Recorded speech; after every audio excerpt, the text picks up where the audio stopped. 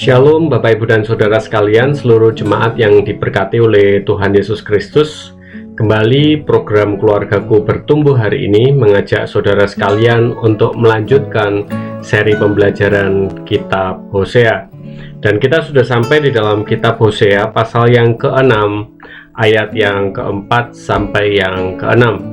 Dan saya memberikan judul kebenaran firman Tuhan adalah cinta kasih yang palsu.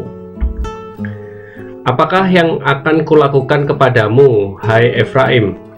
Apakah yang akan kulakukan kepadamu, hai Yehuda? Kasih setiamu seperti kabut pagi, dan seperti embun yang hilang pagi-pagi benar. Sebab itu aku telah meremukkan mereka dengan perantaraan nabi-nabi.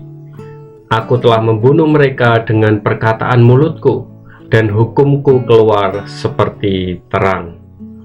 Sebab aku menyukai kasih setia dan bukan korban sembelihan, dan menyukai pengenalan akan Allah lebih daripada korban-korban bakaran. Bapak, Ibu, dan Saudara sekalian yang dikasihi oleh Tuhan Yesus Kristus, saya dan saudara sering diperhadapkan dengan hal ini, yaitu di mana kita sering mengambil sebuah komitmen, tetapi dalam perjalanan prosesnya kita melanggarnya sendiri. Setiap saya dan saudara memasuki periode yang baru di dalam kehidupan kita, ada komitmen-komitmen yang saya dan saudara nyatakan dengan keseriusan. Tetapi pada prosesnya, komitmen tersebut saya dan saudara ingkari, dan saya dan saudara langgar. Sebuah contoh yang terjadi dalam kehidupan saya ketika saya menjadi seorang mahasiswa. Ketika saya memasuki masa kuliah, saya sering mendapatkan nasihat, nanti kalau kamu kuliah, jangan kerjakan tugas-tugasmu itu kalau sudah mepet-mepet deadline. Kamu harus kerjakan itu secara rutin, jangan pernah numpuk pekerjaan.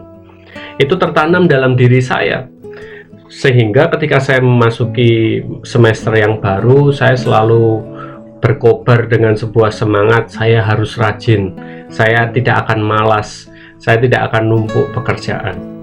Tetapi pada realita dan faktanya, muncul rasa malas, muncul semangat yang kendor, dan pada akhirnya nasihat-nasihat yang saya terima itu tidak saya lakukan. Saya sempat dalam tugas perkuliahan saya menjadi berantakan.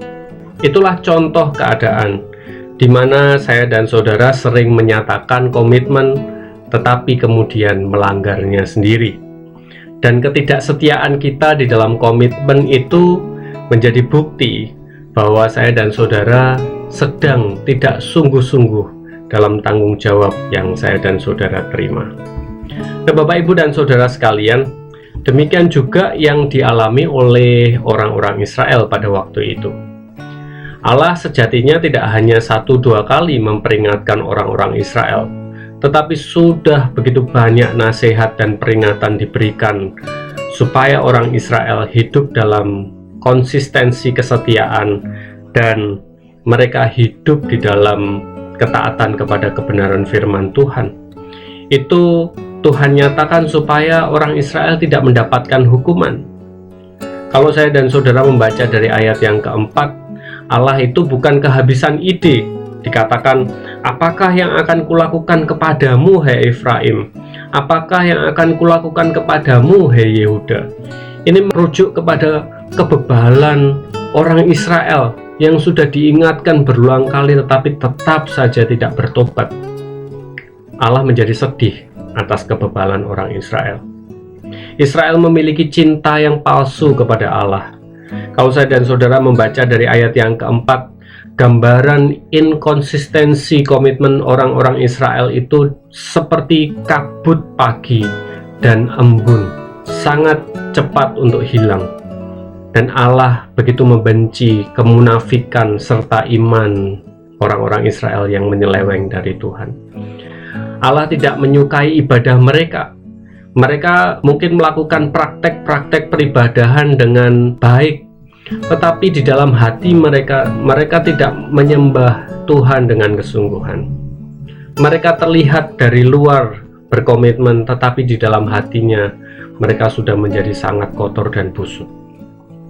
Inilah menjadi pembelajaran dalam kehidupan saya dan saudara sebagai orang-orang percaya pada saat hari ini, bahwa ketika kita hidup sebagai orang percaya, jangan kita menjadi orang yang hidup di dalam inkonsistensi, karena ketidaksetiaan itu menjadi bukti kepalsuan.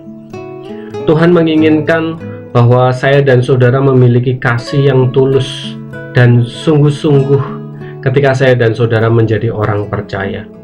Dan itu saya dan saudara wujudkan ketika kita melayani Tuhan, ketika kita bersekutu kepada Tuhan, ketika kita beribadah kepada Tuhan. Jangan sampai kita ini menjadi orang-orang yang munafik. Dalam praktek kesetiaan, saya dan saudara terlihat dari luar setia, tetapi dari dalam hati kita sangat penuh dengan dosa.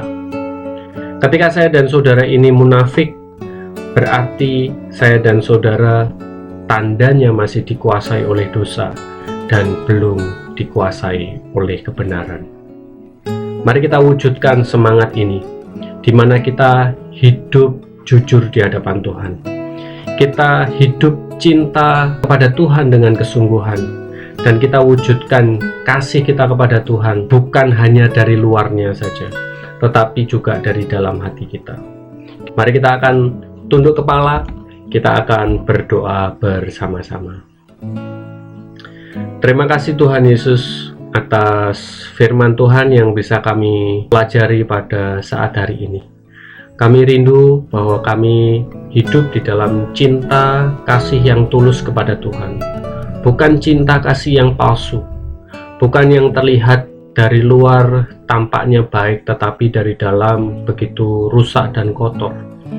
Kami rindu bahwa kehidupan kami selalu senantiasa menyatakan komitmen yang sungguh-sungguh kepada Tuhan. Kami percaya bahwa ketika kami berserah kepada Tuhan, Engkau yang akan memampukan kami untuk kami hidup di dalam ketaatan, mengikut Tuhan, dan juga melayani Tuhan. Terima kasih Bapa. Inilah doa kami serahkan kepadamu di dalam nama Tuhan Yesus. Kami berdoa. Amin. Selamat bertumbuh keluargaku, Tuhan Yesus memberkati.